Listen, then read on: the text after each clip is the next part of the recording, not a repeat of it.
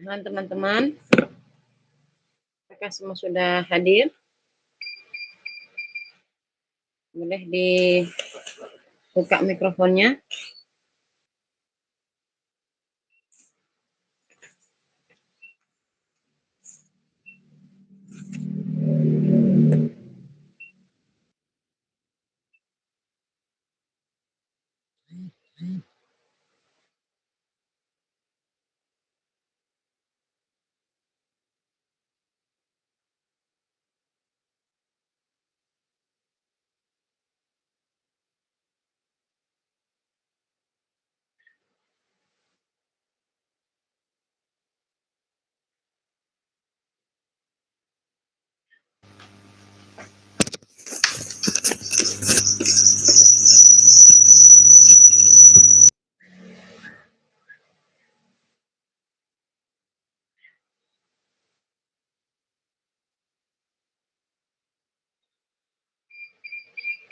Gimana teman-teman, sudah pada hadir semuanya? Sudah, Ustazah. Ya, baik. Bisa dibuka kameranya? Silakan.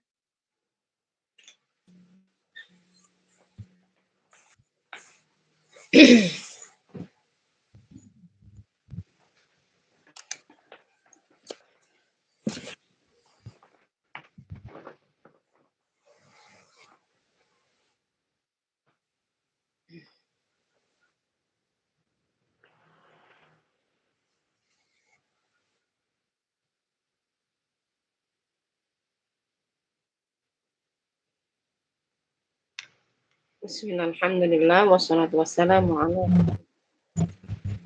Maulana Muhammadin wa ala alihi wa ashabihi wa man tabi'ahum bi ihsan ila yaumil qiyamah.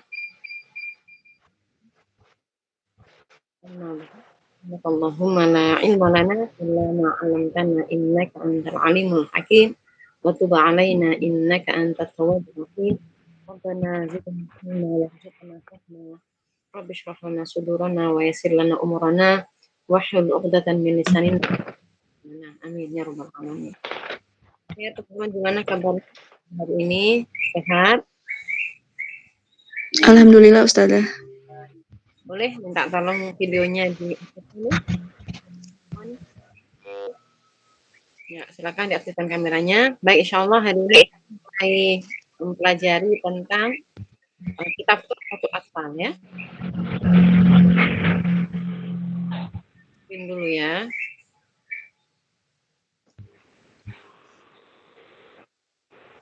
Bisa nggak ya saya share screen ya?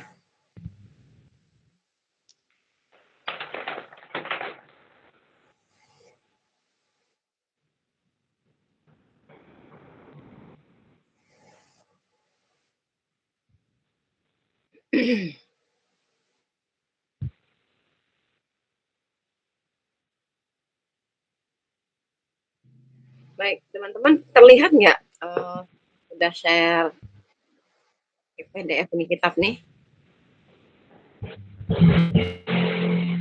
Sudah terlihat belum ya teman-teman? Sudah, Ustazah. Sudah.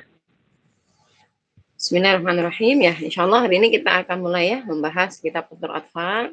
Ini salah satu referensinya. Kita pakai Fathul Atfal, syarah matan Fathul Atfal.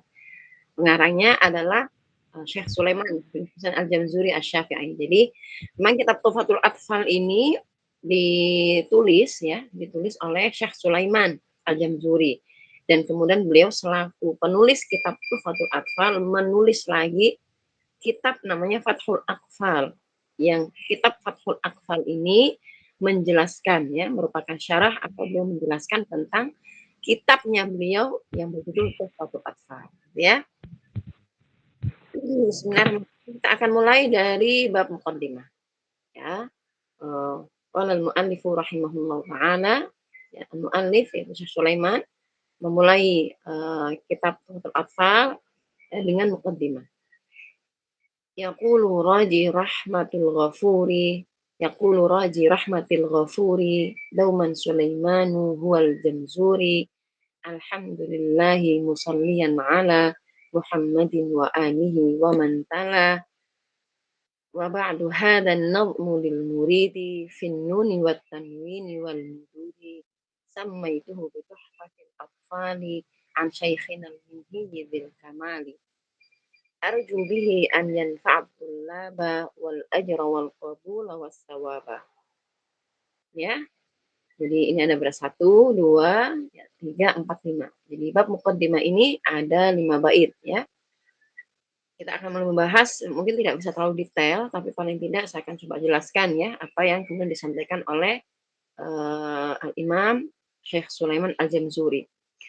Yaqulu Raji Rahmatil Ghafuri, Yaqulu berkata, Raji orang yang mengharapkan Rahmatil Ghafuri, rahmat dari Allah Subhanahu wa taala yang Maha Pengampun. Dauman selalu ya. Sulaimanu, siapakah yang mengatakan tadi? Sulaiman. Ya, Sulaiman huwa yakni Sulaiman itu adalah Al-Jamzuri ya, yang dari Jamzur.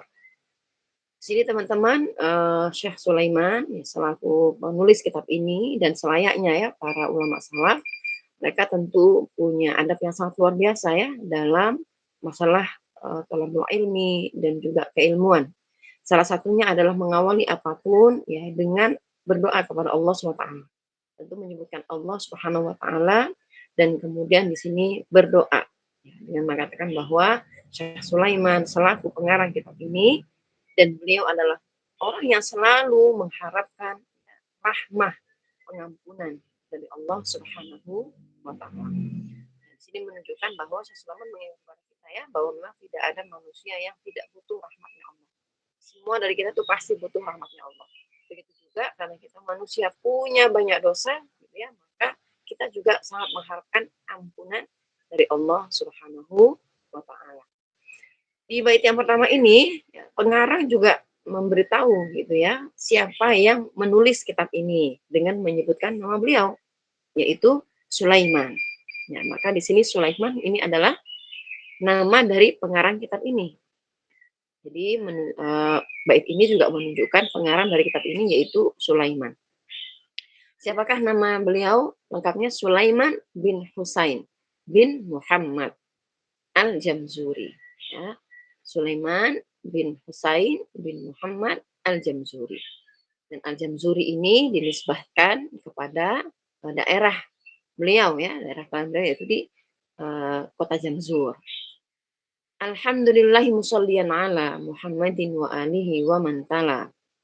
Nah, selanjutnya ya, bagian dari juga adab ya, adab sang mu'allif atau pengarang kitab ini tentu memulai dengan memuji kepada Allah Subhanahu wa taala.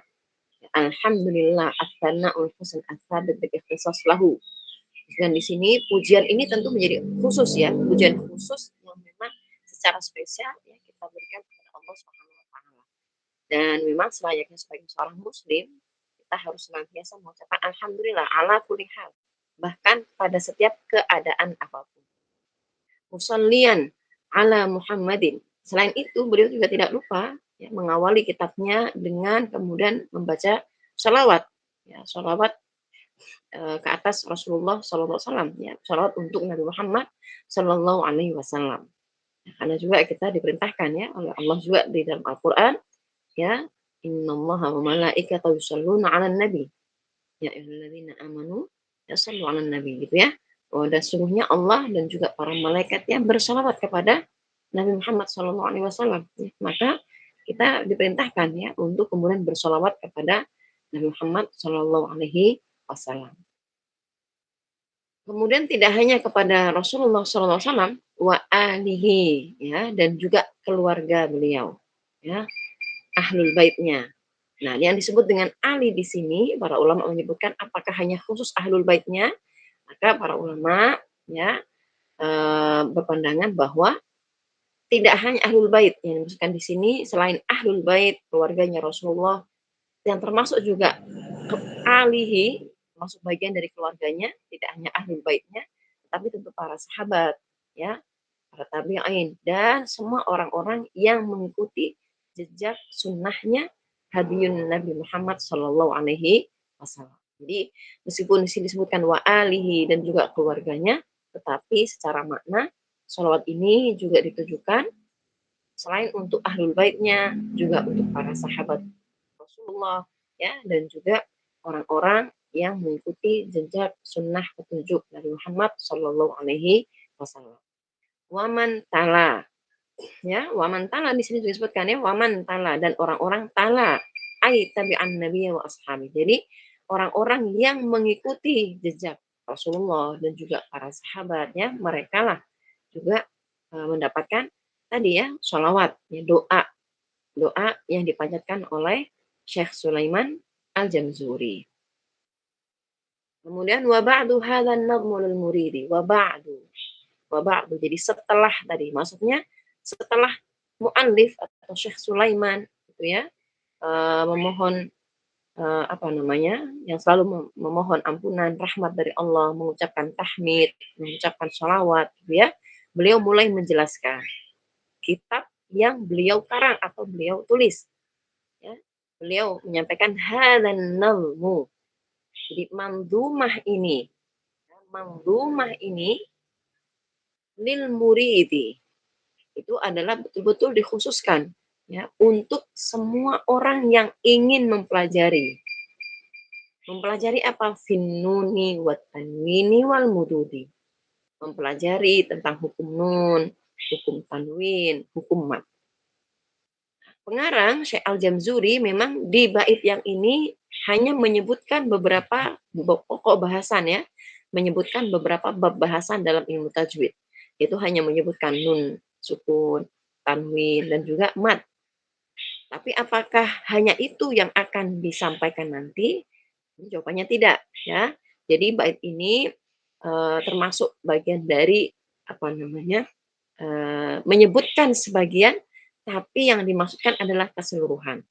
Jadi walaupun dalam mukaddimahnya Syekh Al-Jamzuri hanya menyebutkan bahwa manzumah ini nah, nanti berisi adalah atau bermanfaat buat orang-orang yang ingin mempelajari hukum nun, hukum tanwin dan mad, walaupun yang disebutkan ini hanya 3, tapi sejatinya ini hanya mewakili dari semua bab-bab ilmu tajwid yang akan dijelaskan. Maka nanti dalam kitab Tuhfatul Atfal juga akan membahas tentang hukum sukun, ya, hukum gunna, hukum lam ta'rif dan lam fi'il, ya, hukum idgham dan lain sebagainya. Ya, jadi ini termasuk bagian dari dzikrul juz'i wa iradul kull, ya, menyebutkan sebagian tapi yang dimaksudkan adalah secara keseluruhan. Samaituhu bi tuhfatil atfali an syaikhinal mihi bil kamali. Beliau menyebutkan bahwa samaitu halan nadmu bi tuhfatil atfal. Jadi aku menamai kitab ini, manzumah ini dengan nama Tuhfatul Atfal. Ya, Tuhfatul Atfal. Maksudnya apa? Ya, tuhfa itu sesuatu yang dirangkai ya dengan indah. Ya, dirangkai dengan indah. Kemudian atfal, atfal itu memang jamak dari tiflun ya, yang kalau kita artikan itu kan anak-anak. Tapi ya memang yang dimaksudkan secara bahasa kalau anak-anak ya mereka yang belum balik gitu. Tapi yang dimaksudkan di sini bukan berarti kitab ini hanya cocok dan boleh dipelajari untuk anak-anak yang belum balik aja, enggak. Disebutkan dengan atfal karena kitab ini memang ditulis ya, disesuaikan untuk mereka yang baru memulai belajar ilmu tajwid. Jadi banyak kitab tajwid untuk pemula gitu ya. Kitab tajwid untuk pemula. Disebutkan dengan Tuhfatul Atfal. Yang mana beliau menyampaikan bahwa kitab ini ya tentu beliau mendapatkan riwayat pembelajaran ya tentang ilmu tajwid ini dan segala macam dari guru beliau an syaikhina. Beliau mulai menyebutkan siapa gurunya. Ya, yaitu Al-Mihi. Al-Mihi disebutkan nisbatnya saja Al-Mihi. Ya, siapa beliau? Ya, disebutkan di sini nama beliau lengkapnya, guru beliau nama lengkapnya adalah Nuruddin Ali bin Umar ya, bin Hamad bin Umar bin Taji Al-Mihi. Ya, Al-Mihi itu juga sebutan nisbat sebuah daerah yang memang di situ gurunya beliau dilahirkan di sana, gitu ya Al-Mihi. Jadi nama gurunya adalah Nuruddin, ya Nuruddin Ali bin Umar Al-Mihi. Dzil kamali. Kemudian beliau menyebutkan ya seraya memuji sang guru dengan menyebutkan dzil kamali. Beliau adalah orang yang mempunyai kesempurnaan, kesempurnaan akhlaknya, sifatnya gitu ya. Eh, perawakannya dan segala macamnya. Dan ini tentu Syekh Sulaiman ini mengajarkan kepada kita bagaimana adab kita sebagai seorang muridnya untuk guru kita. Itu senantiasa kita menyebutkan dan mengingat kebaikan-kebaikan dari guru kita. Dan kemudian dituangkan dan disebutkan dalam mukaddimahnya. Ya. Arju bihi an yanfa'atul laba wal ajra wal qabula was sawaba. Setelah itu dalam penutupnya ya Syekh Sulaiman Al-Jamzuri ya, menutup mukaddimahnya ini ya, dengan berdoa. Arju bihi, saya memohon kepada Allah. Saya berharap kepada Allah. Anyan fa'atullah, agar kitab ini bisa memberikan manfaat untuk semua murid, ya, semua orang yang memang ingin mempelajari ilmu tajwid. Wal ajro, dan tentu saja gitu ya yang diharapkan keridhaan dari Allah dan juga pahala ya balasan dari kebaikan ya menulis kitab ini.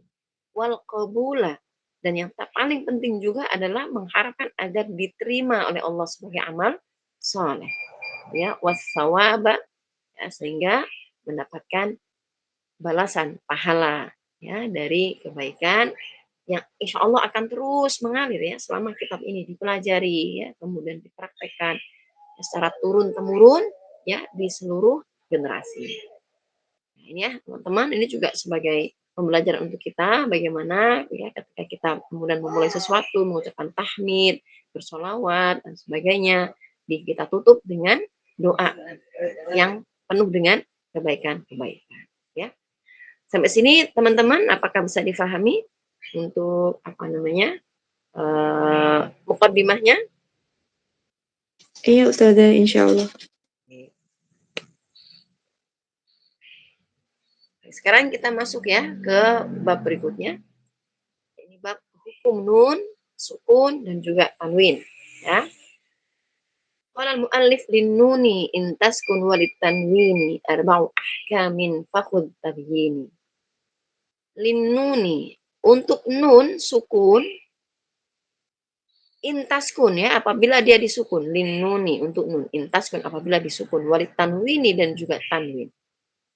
Arba'u ahkamin, maka nanti akan ada 4 hukum. Fakhudh tabyini ya, maka ambillah penjelasanku. Jadi sini menyebutkan tentang pembagian hukum bacaan ketika nanti ada nun sukun dan juga tanwin. Beliau mengelompokkan pembagiannya menjadi 4. Ya, walaupun nanti secara dirinci ya nanti biasa disebutkan ada 5. Tapi beliau menyebutkan ada 4 ya secara global. Apa itu? Fal awwalul ilharu qabla ahrufi. Ya, fal awwalul ilharu qabla ahrufi. Yang pertama nanti ada ilhar. Qabla ahrufi lil halqi sittin rutibat fal ta'rifi.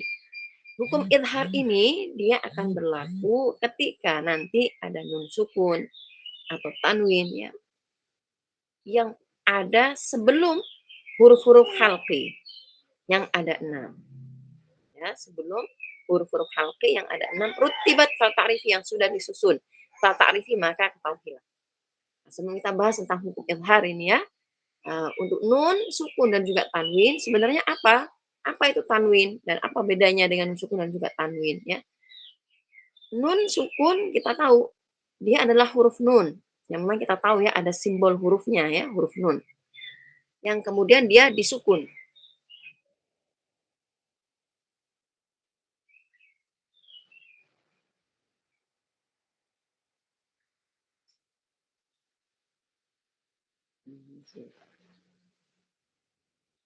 Ya.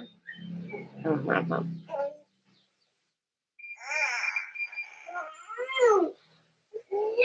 Nah, ini ya, nun ya. Oh, bayinya bangun. Ya, nun yang kemudian disukun. Ya. Jadi ada harokat sukunnya gitu ya, teman-teman ya.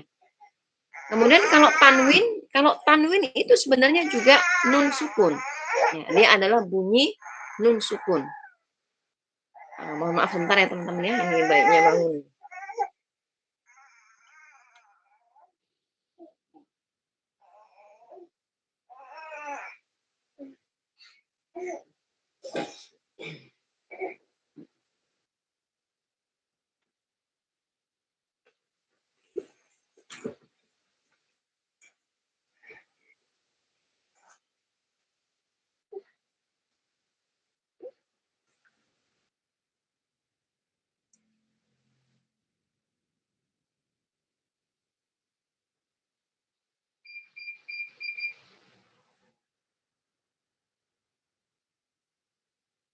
Baik, saya lanjut ya teman-teman ya.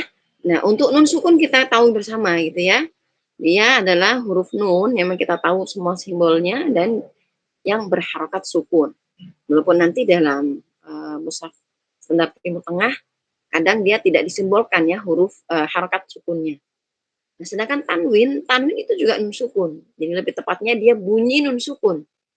Ya, hanya saja tidak ada bentuknya. Misalnya kita baca an. Nah, itu kan kita mendengar ya, ada bunyi di akhir nun sukun tadi ya. Ada bunyi nun sukun di akhir kata yang kita sebutkan. Bun. Nah, jadi ada seperti ada ba berharokat dhammah, kemudian akhirnya itu ada nun sukun gitu ya. Jadi misalnya ban gitu ya. Maka kita bacanya nah, ini kan. Jadi ban. Jadi ada bunyi nun sukun di akhirnya itu adalah tanwin gitu ya. Maka dari sini nanti akan ada beberapa perbedaan ya. Perbedaan antara nun sukun dan juga tanwin. Walaupun tanwin ini juga sama bunyi nun sukun juga. Apa salah satu perbedaannya? Kalau nun sukun dia ada tandanya gitu ya. Dia ada tulisannya, ada simbolnya. Sedangkan kalau tanwin dia tidak ada simbolnya. Gitu ya. Terus kemudian beberapa perbedaannya lagi ya. Nun sukun itu dia bisa bertempat di tengah kata ya, atau di akhir kata bisa. Misal min waladin misalnya. Min waladin. Min, nah itu ya, nunnya ada di akhir. Tapi dia bisa juga di tengah, misalnya anta. Anta itu kan berarti nun sukunnya ada di tengah. Gitu ya. Nah, nun sukunnya ada di tengah. Tapi kalau tanwin, tanwin ini selamanya akan ada di akhir kata. Ya, misalnya jam'an, udah pasti di akhir kata. Dia tidak akan ada di tengah kata. Nah, itu perbedaannya gitu ya. Itu perbedaannya. Nah, kemudian lagi perbedaan yang lain adalah ya, ya tadi ya, nun sukun itu ya dia bisa ada di fiil ya, bisa nempel di fiil. Dia juga bisa ada di huruf ya seperti min itu kan kata huruf namanya ya ada nun di sana. Bisa juga di isim ya kayak tadi anta. Nah, itu kan isim bomir ya, nunnya ada di sana. Ya atau fiil juga ada. Tapi kalau isim kalau tanwin, tanwin itu hanya ada di kalimat isim, di kata isim aja. Ya, jadi hanya kata isim yang dia tidak menerima tanwin. Madrasatun, masjidun gitu ya. Kalau fiil nggak ada, fiil tidak menerima tanwin. Ya, huruf pun tidak menerima tanwin. Ya. Nah, ini beberapa perbedaan antara nun dan juga tanwin. Walaupun tanwin itu sendiri adalah ya nun sukun, ya, hanya saja tidak ada lafalnya tapi bunyinya ada. Ya. Nah, selanjutnya kita bahas tentang idhar. Dia disebutkan bahwa idhar itu adalah hukum idhar adalah ya apabila ada nun sukun atau tanwin bertemu dengan salah satu huruf harfi yang ada 6. Berarti posisi nun sukun dan tanwin ini ada sebelum huruf harfi yang ada 6. Apa saja huruf-hurufnya sudah diurutkan ya di sini ya rutibat fal ta'rifi.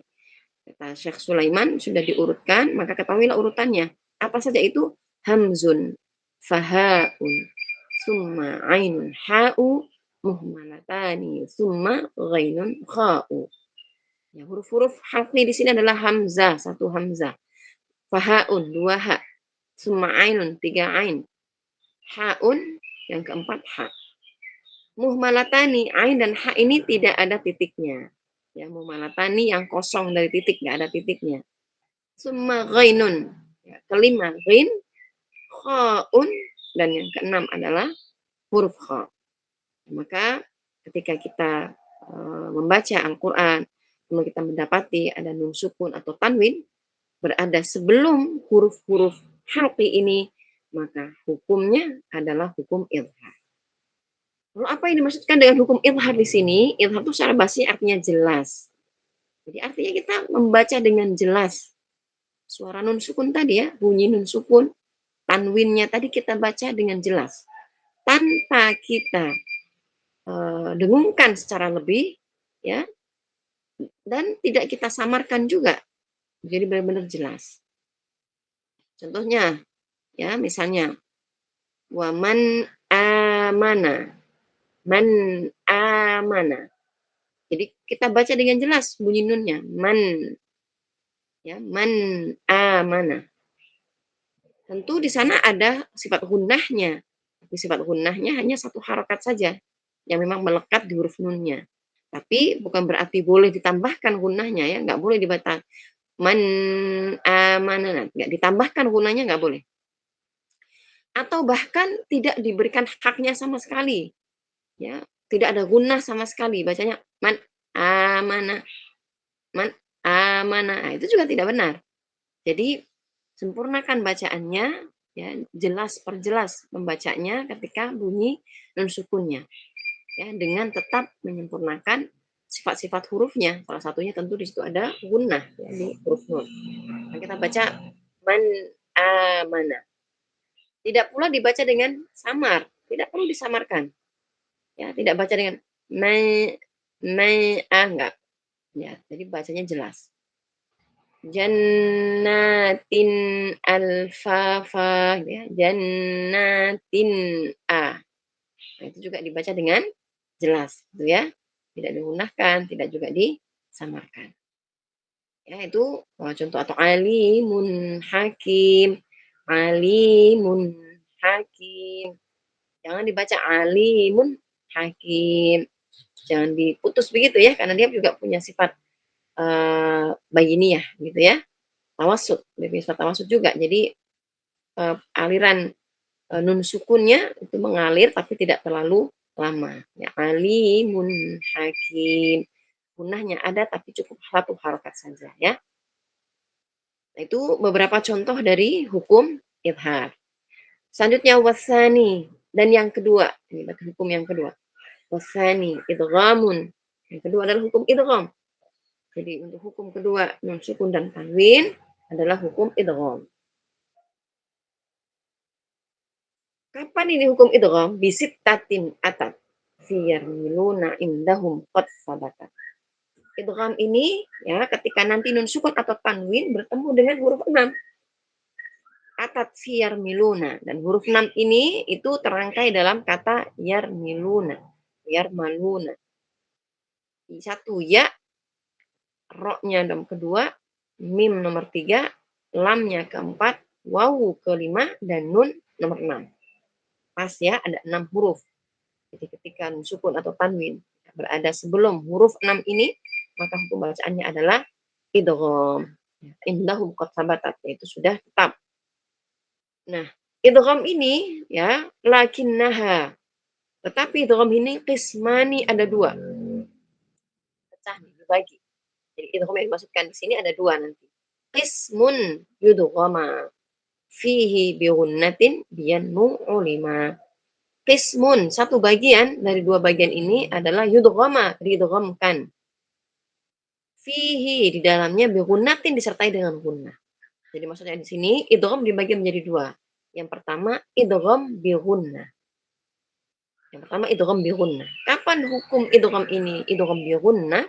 Biyanmu ulima, yaitu ketika diketahui nanti nun sukun atau tanwin ini bertemu dengan salah satu huruf 4. Ya, nun, mim, wawu. Ya, ya, nun, mim, wawu. Nah, ini juga menjadi bagian dari yarmiluna tadi ya, nun, mim, wawu. Maka ketika bertemu dengan ya, nun, mim, wawu, hukum bacaannya menjadi idgham bi ghunnah. Apa maksudnya idgham bi ghunnah? Idgham itu kita memasukkan. Ya, arti secara bahasa adghama yudghimu itu memasukkan. Berarti idgham itu berarti ketika ada nun sukun atau tanwin bertemu dengan huruf ya atau huruf nun atau huruf mim atau huruf waw, maka nun sukun atau tanwinnya menjadi hilang. Kita masukkan. Kenapa hilangnya? Karena kita masukkan ke huruf di depannya. Kalau huruf depannya ya, ya udah masuk ke huruf ya. Kalau depannya waw, masuk ke huruf waw. Huruf depannya nun, masuk ke huruf nun. Huruf depannya mim, masuk ke huruf mim. Itu namanya idgham. Bi gunnah, yang perlu diperhatikan disertai dengan gunnah. Ya, disertai dengan gunnah. Artinya di sini ada tambahan gunnah. Ada tambahan gunnah. Nah, nanti teman-teman untuk idgham bi gunnah ini memang ada yang idghamnya kamil, sempurna, dan ada yang naqis, ya tidak sempurna. Idgham kamil atau tam atau sempurna, dan ada idgham naqis yang kurang. Apa maksudnya idgham kamil atau tam? Idgham yang sempurna. Maksudnya adalah nun sukun yang kita masukkan ke huruf depannya itu betul-betul hilang sudah. Tidak menyisakan apapun, baik dari sifatnya. Jadi memang langsung, ya langsung seperti huruf kedua bertasydid. Yaitu kapan idgham yang tam ini, yang kamil, yang sempurna ini, yaitu ketika bertemu nun dan mim. Maka kita langsung bacanya ya seperti nun bertasydid, mim bertasydid. Jadi misalnya contohnya di sini ya, ketika bertemu dengan nun, yauma idzin na'imah. Yauma idzin na'imah. Nun sukunnya masuk ke nun yang kedua. Nun yang kedua. Disertai dengan dengung tentunya. Maka bahasanya tidak cukup. Yauma idzin na'imah. Enggak. Harus ditambahkan gunnahnya. Menjadi yauma idzin na'imah. Ya. Atau min nurin. Min sukun bertemu dengan nun. Min nurin. Maka nun yang pertama kita masukkan ke nun yang kedua. Disertai dengan gunnah. Kita baca min nur. Ya, tidak cukup dibaca min nur. Enggak boleh. Ditambahkan gunnahnya. Min nur. Ya. Dan gunnahnya ini 2 harakat. Begitu juga kalau bertemu dengan huruf mim. Ya. Gitu ya. Mana. Man bertemu dengan mim. Mana. Maka cara membacanya langsung. Masuk ke mimnya. Mana'ah. Gitu ya. Mana'ah. Jadi nunnya sudah hilang. Kemana nunnya? Kita masukin ke mim. Maka nunnya hilang. Tidak dibaca mana'ah. Tapi langsung. Mentasydid huruf mimnya. Karena nunnya kita masukkan. Disertai dengan gunnah. Mana'ah. Ya. Masalam ma. Tanwinnya hilang. Suara nun sukunnya hilang. Jangan lupa disertai dengan tasydid. Ya. Ini adalah idgham kamil, idgham tam. Adapun idghamnya naqis atau kurang, yaitu apabila nun sukun atau tanwin tadi bertemu dengan huruf waw atau huruf ya. Kenapa dia dikatakan naqis atau kurang idghamnya? Karena ketika kita masukkan huruf nun ini, nun sukun ini ke huruf di depannya, masih tersisa sifat hurufnya. Apa sifat huruf nun yang tersisa? Yaitu sifat gunnah. Yaitu sifat gunnah. Maka ketika nun sukun atau tanwin bertemu waw atau bertemu ya, nanti harus ada gunnahnya. Jadi misalnya kita baca min walin. Maka kita masukkan nunnya ke waw. Jadi hilang nunnya. Miu. Miu. Gitu ya. Wawnya bertasydid. Tapi jangan hilangkan betul-betul nunnya. Harus masih tersisa gunnahnya. Maka kita baca miwal, ya, miwal. Jadi ada gunnah gitu ya yang kita rasakan ada di hidung kita, ya di khayshum, ya, di khaysyum. Miwal, ya. Gunnah ini dari mana gunnahnya tadi? Karena idghamnya naqis, idghamnya tidak sempurna. Jadi masih misalkan gunnah, ya. Ghisyawatun walahum. Ghisyawatun walahum. Ya. Tanwin, ya, ini ghisyawatun walahum. Bertemu dengan waw. Sama juga ya, nunnya, nun sukunnya dimasukkan ke waw. Ghisyawatu.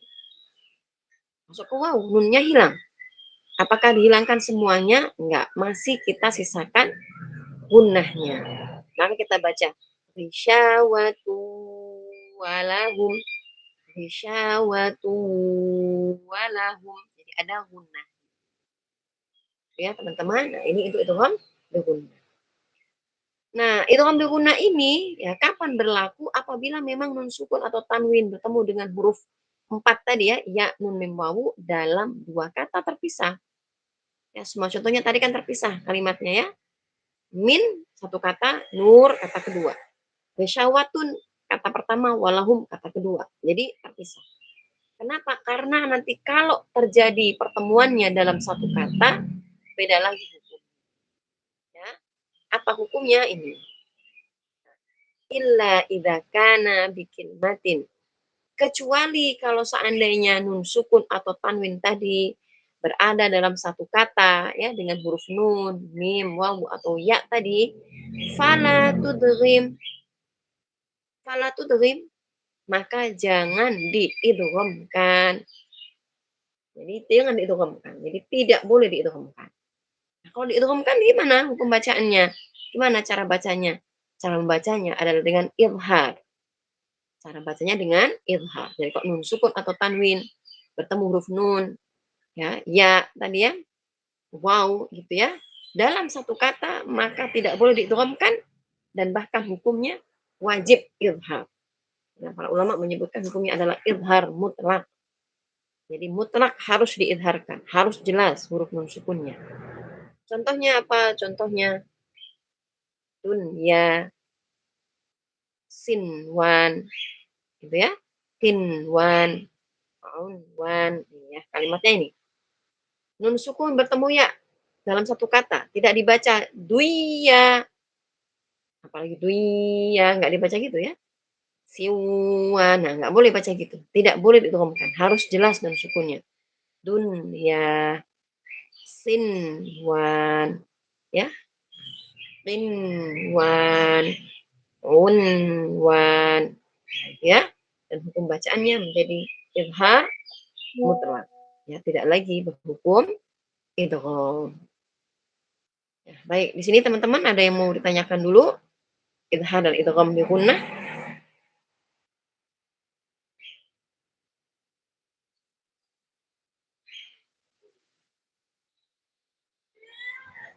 Mafhum ya, insyaallah ya. Baik. Lanjutkan wasani idghamun bi ghairi gunnah, ya. Wasani idghamun bi ghairi gunnah fil lam warra thumma karriranna. Jadi, kalau yang tadi ya teman-teman, tadi kan disebutkan bahwa idgham itu ada dua.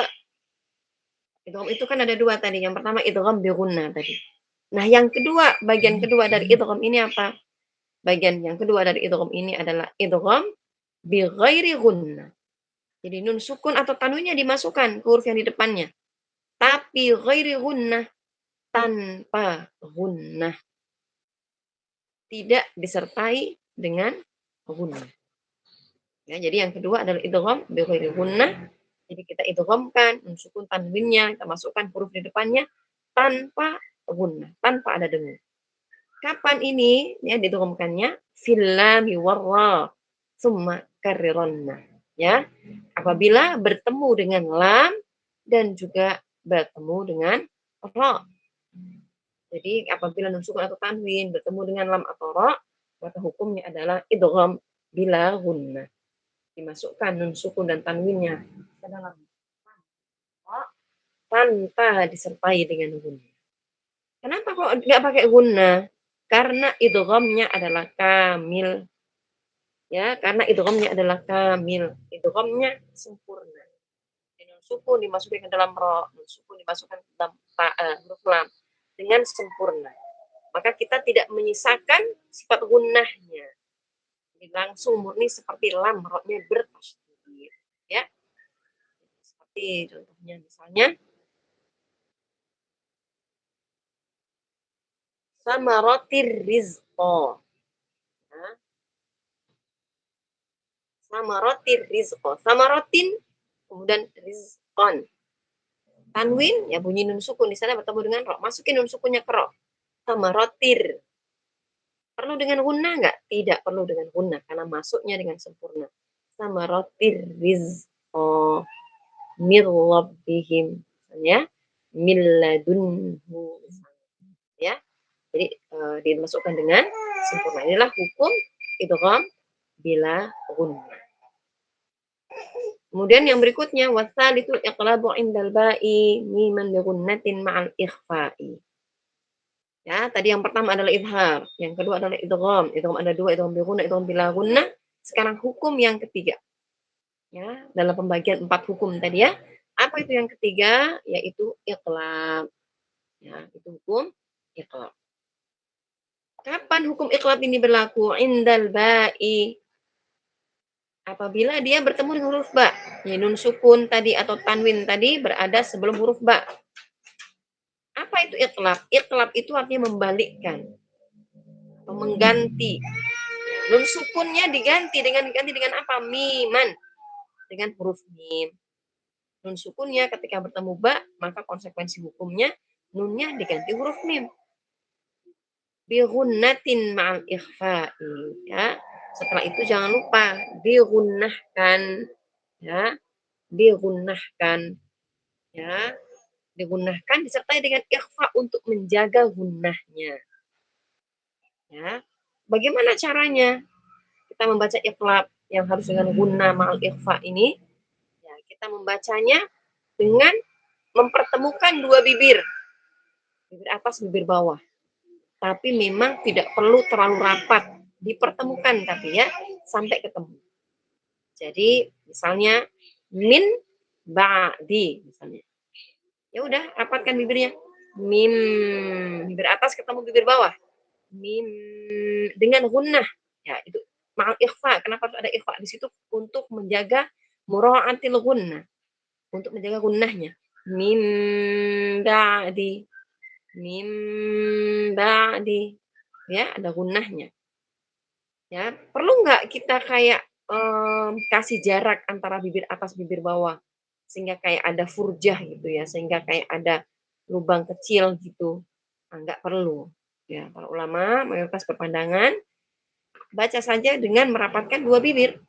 Ya, dengan mempertemukan dua bibir atas sama bibir bawah. Ya, tanpa diberikan celah. Ya, tanpa diberikan celah.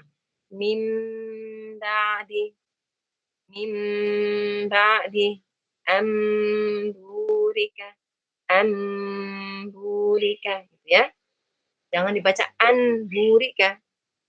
Jangan juga dibaca amburika. Enggak, bukan ambu.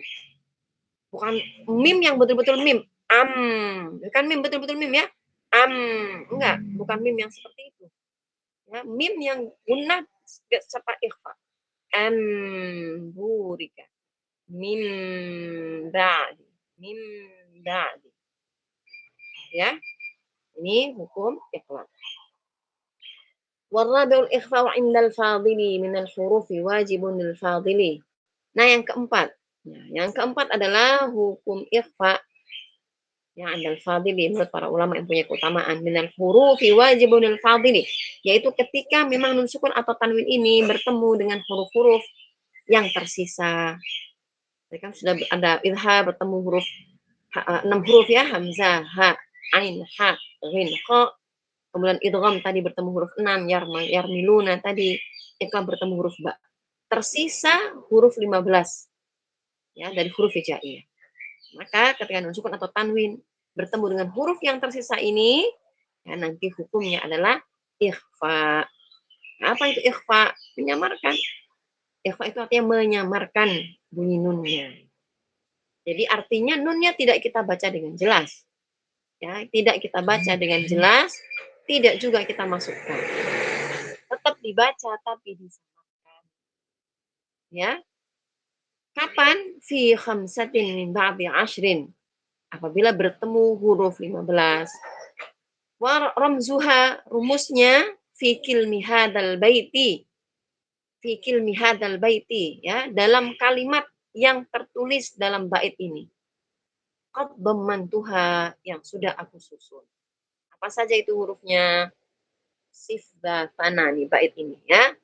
Sif dzatana kam jada syakhsun qad sama dum qayyiban zid fi tuqam lima. Apa saja hurufnya? Sif huruf sod, da huruf dal, sana huruf sa, kam huruf kaf, jada huruf jim, syahsun huruf shin, qad huruf qaf, sama huruf sin, dum huruf dal, tayyiba huruf ta, zid huruf zai, fi huruf fa, tuqa huruf ta, ba huruf dad, lima huruf ba. Ya, setiap awal kata itu ya diambil satu-satu huruf depannya, itulah dia huruf ikhfa. Ya. Nah, maka nun sukun atau tanwin ketika bertemu huruf 15 ini, nanti hukum bacanya adalah ikhfa. Nunnya disamarkan. Ya, tentu saja huruf nun ini dia punya kaidah ya teman-teman. Huruf nun ini dia tabi'un lima ba'daha. Huruf nun ini karakternya dia adalah mengikuti huruf setelahnya. Jadi maksudnya kalau setelahnya ini adalah huruf yang tafkhim, maka nun sukun ini nanti tebal juga. Tapi kalau setelahnya adalah huruf istifal, ya, huruf yang dibaca tipis, maka nanti nun sukunnya juga tipis. Nah, maka yang perlu diperhatikan ketika membaca hukum ikhfa, kita perhatikan hurufnya. Semisal huruf nun sukun atau tanwin bertemu dengan huruf yang tipis, misal bertemu dengan huruf ta, maka nanti ikhfa-nya tipis. Kita baca anta, anta, anta, gitu ya. Tapi kalau bertemu to, tebal ya, huruf to, isti'la dia. Maka nunnya tebal.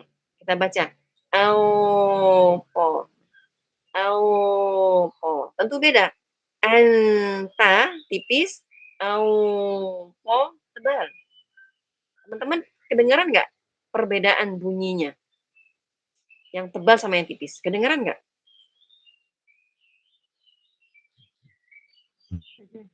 Kedengaran Ustazah. Tahu ya bedanya. Atau misalnya sa, huruf nun sukun bertemu sin, tipis.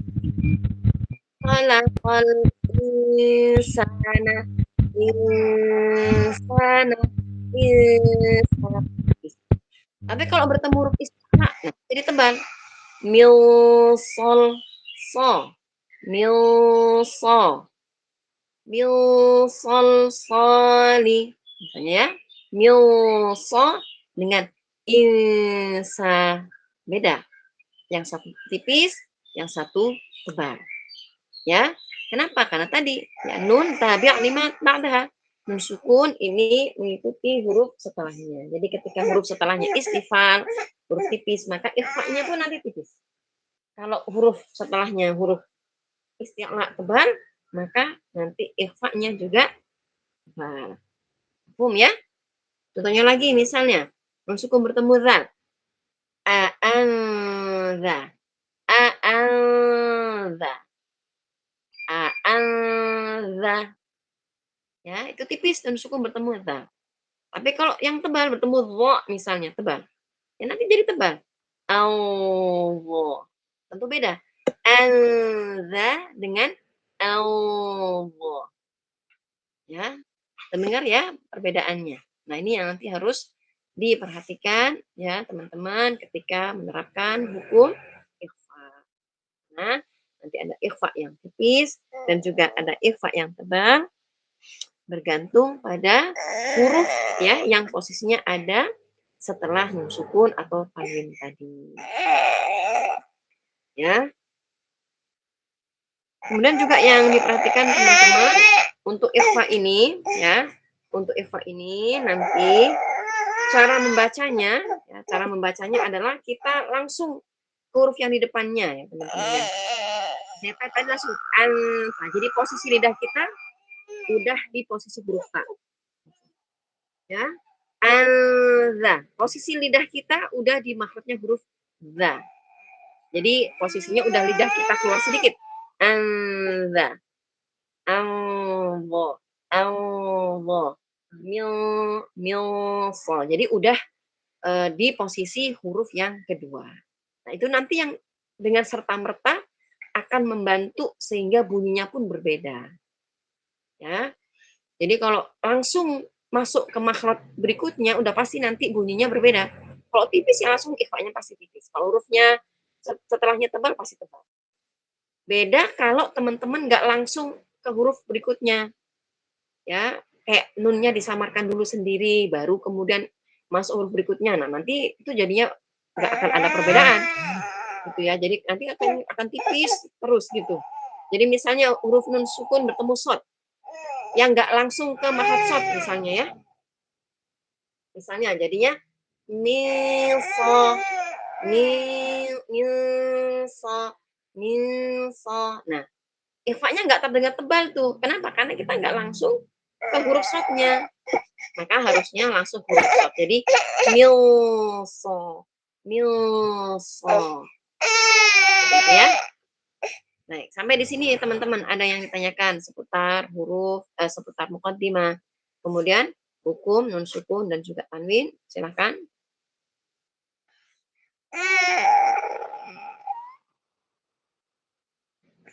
Mafhum?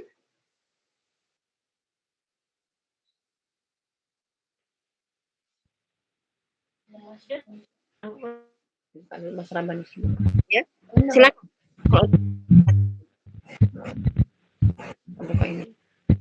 Tidak semua. Ada yang mau ditanyakan? Ya? Kan dulu. Ya, halo. Ya, silakan. Ya. Berarti tidak semua bunyi hukum ikhfa. Ya. Nah, gimana? Coba diulang. Berarti semua hukum ikhfa itu bunyinya ang ya, ang.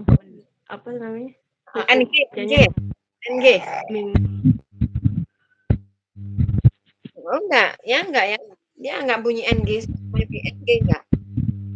Yang dekat dengan bunyi NG itu kalau bertemu huruf F sama huruf yang paling dekat bunyi NG ya. Ang, oh, ning,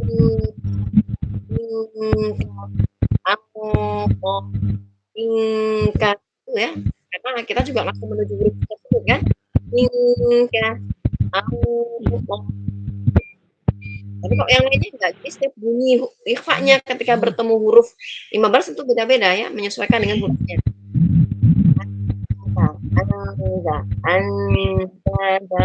ansya, insa, Allah, Allah,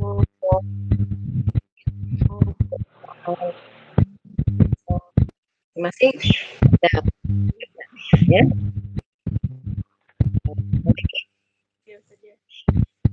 Saja. Baik. Yang lainnya silakan. Ada yang ini?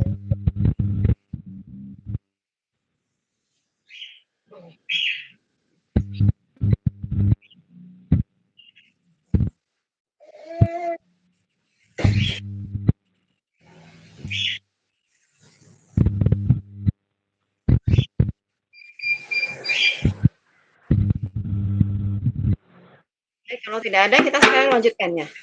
Ahkamu al-musyaddadatain. Jadi hukum pun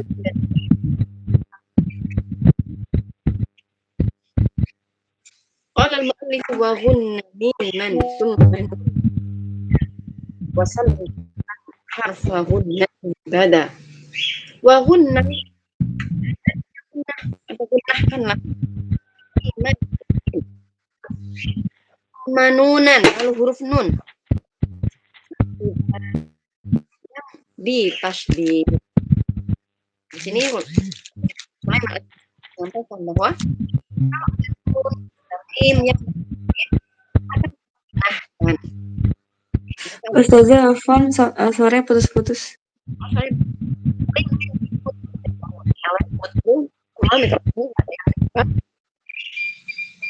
Ya. Sekarang masih putus-putus atau sudah aman? Aman, Ustazah. Baik. Jadi kalau ada mim atau nun bertasydid, maka gunnah. Wasammi kullan harfa gunnatin pada wasammi dan sebutkan dari mim, setiap mim dan nun yang bertasydid tadi gunnatin pada. Jadi ini adalah hukum gunnah. Mim maka hukumnya adalah innama. Jadi ada tambahan gunnahnya. Huruf nun dan mim memang dia punya sifat gunnah kan? Satu harakat. Tapi kan satu harakat. Gunnah mimma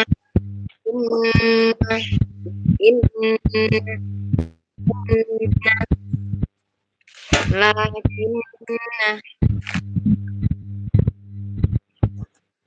wannas. Nah, itu ya. Ini adalah hukum Allah ya. Kemudian yang terakhir yang kita bahas ahkamul mim.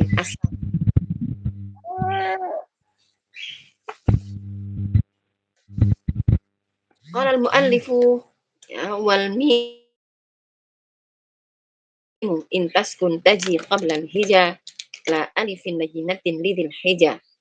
Wal mimu dan huruf mim intas kun apabila disukun taji datang qabla al-hija sebelum huruf jaiyah la alifin lajinatin lidil hija ya. Tapi tidak termasuk alif ya, tidak termasuk alif. Ya, kenapa alif nggak masuk? Karena alif tidak menerima harokat ya teman-teman.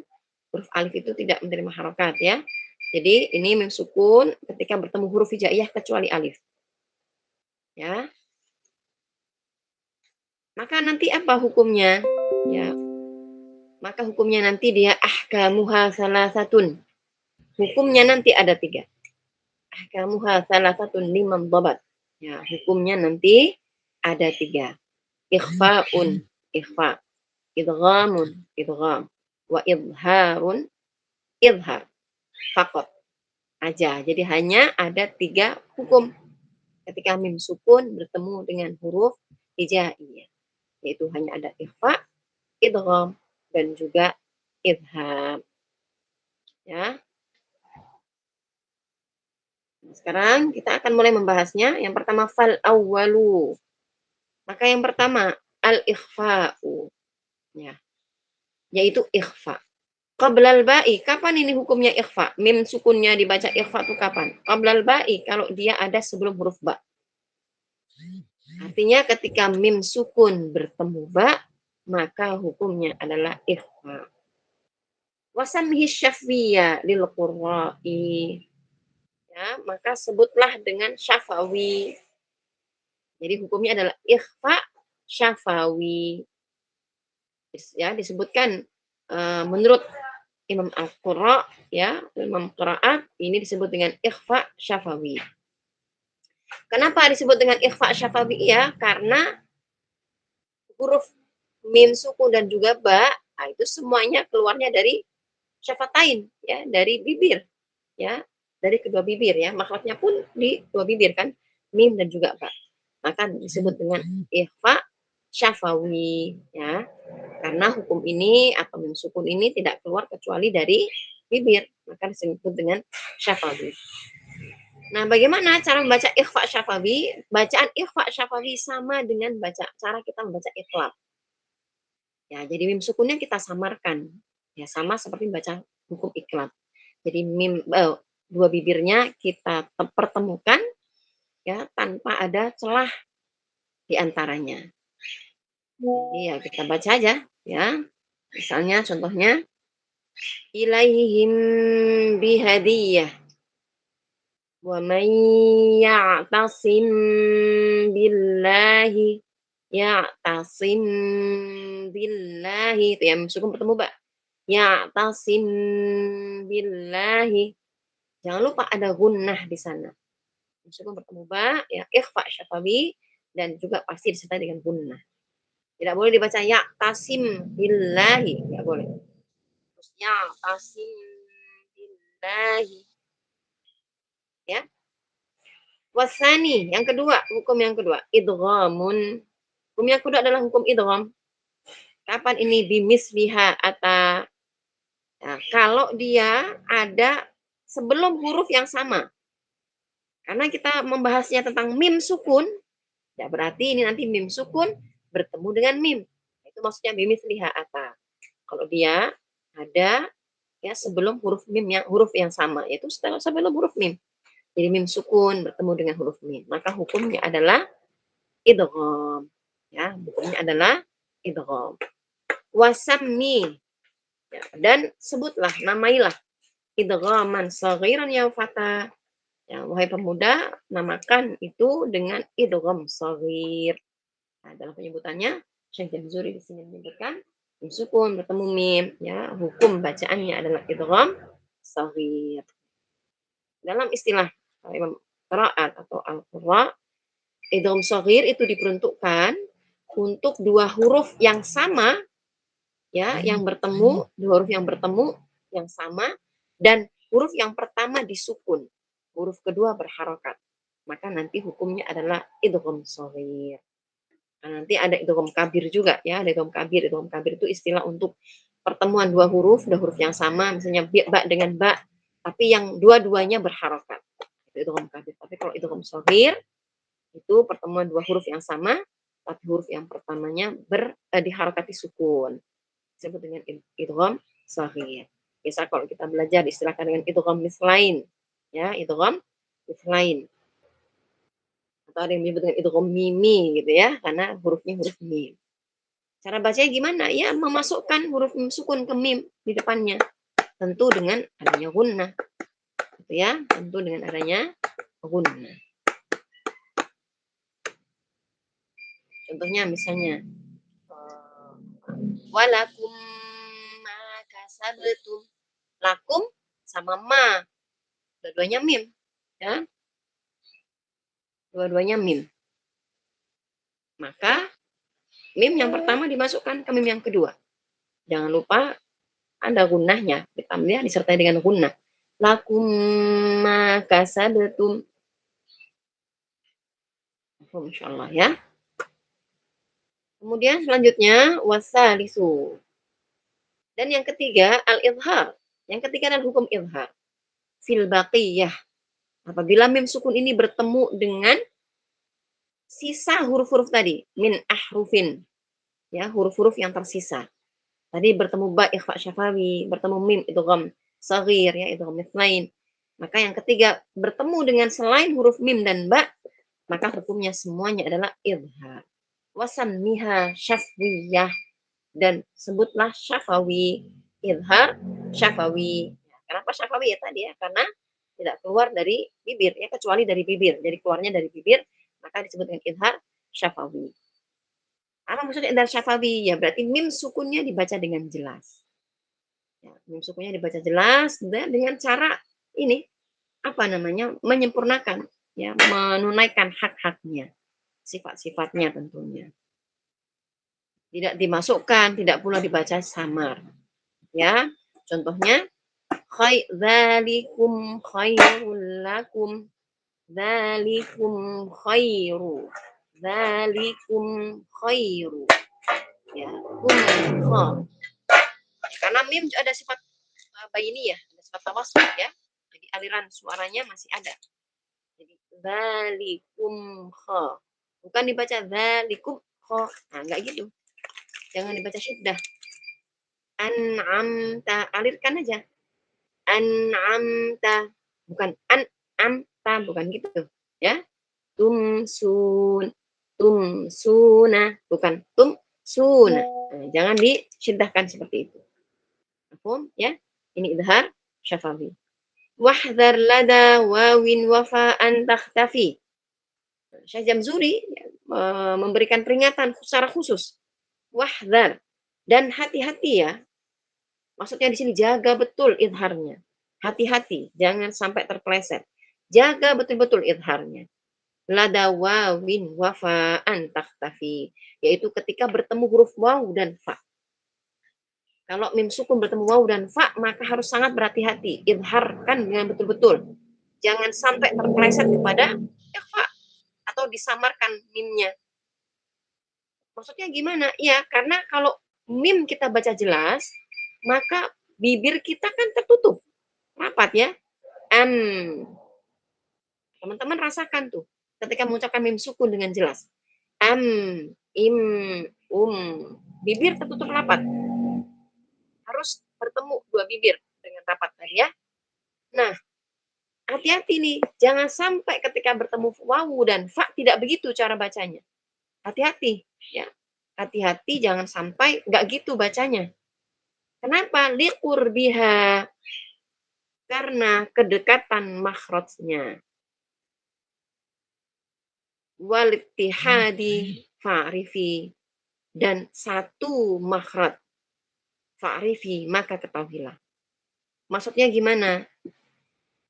Mana yang makhrajnya dekat? Yaitu fa. Mim sama fa. Mim sama fa, ya, itu berdekatan tuh dia. Mim dengan dua huruf, dengan dua bibir, dia keluarnya. Fa, satu bibir. Ya kan? Ujung lidah bertemu dengan bibir bawah bagian dalam. Fa. Nah, teman-teman baca fa, otomatis bibirnya terbuka pasti. Gak mungkin mingkem. Ya kan? Maka harus hati-hati. Jangan sampai mimnya belum tertutup bibirnya, kita udah buka bibir kita duluan. Dan ini banyak kejadian. Sering terjadi kesalahan di sini. Misalnya baca hum fiha, hum fiha. Bacanya hum fiha, hum fiha. Gak kedengeran mimnya dengan jelas. Kenapa? Karena bibirnya gak tertutup rapat, gak mingkem. Dia sudah terburu masuk ke makhrajnya fa. Sehingga masih terbuka bibirnya. Sehingga mimnya tidak jelas dibunyikan. Tapi samar jadinya. Ya. Hum, harusnya hum fiha, hum fi. Nah, teman-teman dengar mim sukunnya hum fi, harusnya begitu. Tapi kalau yang enggak berhati-hati, dia akan baca hum fi, seolah-olah samar mimnya. Nah, ini harus hati-hati, nggak boleh. Walittihadi, nah kalau wawu sama, dua bibir juga, satu makhrajnya. Mim dua bibir, wawu dua bibir. Ya kan? Wawu pakai satu bibir nggak bisa. Dia makhrajnya dua bibir. Wa. Mim dua bibir juga. Hanya bedanya kalau mim tertutup, wawu terbuka. Maka jangan sampai ketika ada mim sukun bertemu wawu, belum tertutup bibirnya, sudah dibuka duluan bibirnya. Sehingga tidak dibaca dengan jelas wawunya. Nah, ini wahdar, lada wawin wafa. Harus hati-hati. Ya, la khaufun alaihim wala harus begitu bunyinya. Alaihim wa. Jadi mimnya terdengar jelas. Baru buka mulut wa. Jangan dibaca alaihim wala, alaihim wa. Nah, itu namanya samar karena bibirnya enggak dirapatkan. Ya, wahdar lada wawin wafa an taktafi biqurbiha wa hadi fa'rifi.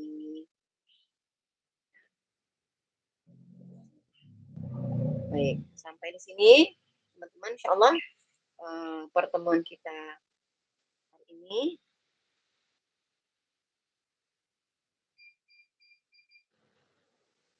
Ya, untuk bab muqaddimah sampai dengan hukum mim sukun. Baik, terakhir jika ada yang mau ditanyakan kembali silakan teman-teman sebelum kita tutup majelis kita.